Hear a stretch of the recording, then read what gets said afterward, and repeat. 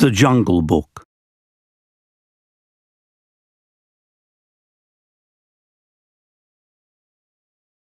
Many strange legends are told of the jungles of far-off India. They speak of Bagheera, the Black Panther, and of Baloo, the bear. They tell of Kaa, the sly python, and of the Lord of the Jungle, the great tiger Shere Khan. But of all these legends, none is so strange as the story of a small boy named Mowgli. A child, left all alone in the jungle, was found by Bagheera the panther. Bagheera could not give the small, helpless man-cub care and nourishment. So he took the boy to the den of a wolf family with young cubs of their own.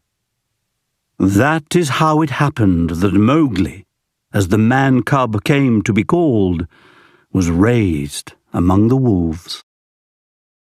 Mowgli had lived with the wolves for 10 years, when the wolf pack called a meeting at Council Rock.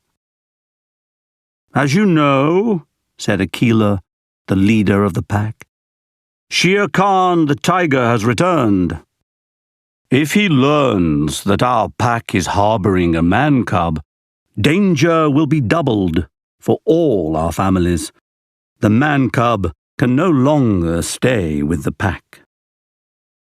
Out of the shadows stepped Bagheera the panther. "Perhaps I can be of help," said Bagheera. "I know of a man village where he'll be safe." So it was arranged, and when the greenish light of the jungle morning slipped through the leaves, Bagheera and Mowgli set out. All day they walked, and when night fell, they slept on a high branch of a giant banyan tree. All this seemed like an adventure to Mowgli, but when he learned that he was to leave the jungle, he was horrified. "No!" cried Mowgli. "I want to stay in the jungle. I'm not afraid. I can look out for myself."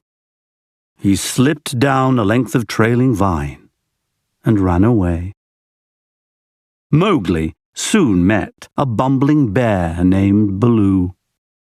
Baloo played games with Mowgli and taught him to live a life of ease.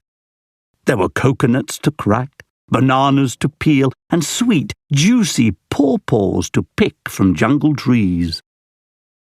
Colonel Hearty, the proud old leader of the elephant herd, tried to train young Mowgli in military drills as he led his troop trumpeting down the jungle trails. Mowgli was having such fun in the jungle. But the jungle was dangerous. Sly old Kaa the python would have loved to squeeze Mowgli tight in his coils. But Shere Khan the tiger was the real danger to Mowgli. That was because Shere Khan, like all tigers, had a hatred of man. There were other dangers too. One day, Baloo and Mowgli were enjoying a dip in a jungle river. Suddenly, down swooped the monkey folk. They snatched Mowgli from the water before Baloo knew what was happening. They tossed him through the air from hand to hand and swung away with him through the trees. Off in the jungle, Bagheera heard Mowgli's cry and came with a leap and a bound. "The monkeys have carried him off," gasped Baloo. Bagheera and Baloo raced to the ruined city where the monkeys made their home. They found Mowgli a prisoner of the Monkey King. "Teach me the secret of man's red fire," the Monkey King ordered Mowgli, "so I can be like you." It took quite a fight for Bagheera and Baloo to rescue Mowgli. "Look, Mowgli," said Baloo, "I gotta take you to the man village." But alas, the boy would not listen. he kicked up his heels and ran away again. This time, his wanderings led him to the high grass, where Shere Khan lay waiting, smiling a hungry smile. When Mowgli caught sight of the tiger, Shere Khan asked, "Well, man-cub, aren't you going to run?" But Mowgli did not have the wisdom to be afraid. "Why should I run?" he asked, staring at Shere Khan as the tiger gathered himself to pounce. "You don't scare me." "That foolish boy," growled Bagheera, who had crept close just in time to hear Mowgli. Both Bagheera and Baloo flung themselves upon the Lord of the Jungle to save Mowgli once more.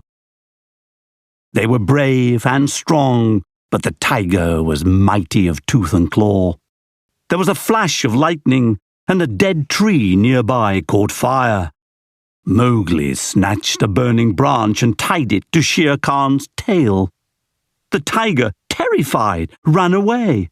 Mowgli was very pleased with himself as he strutted between the two weary warriors, Bagheera and Baloo.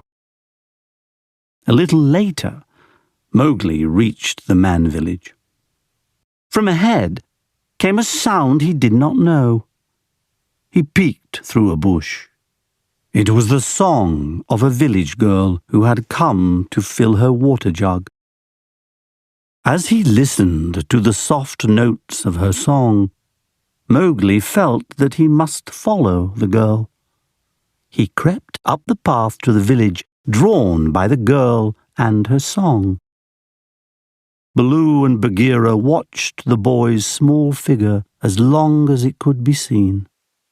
When Mowgli vanished inside the village gate, Bagheera sighed a deep sigh. "It was bound to happen," he said. "Mowgli is where he belongs now."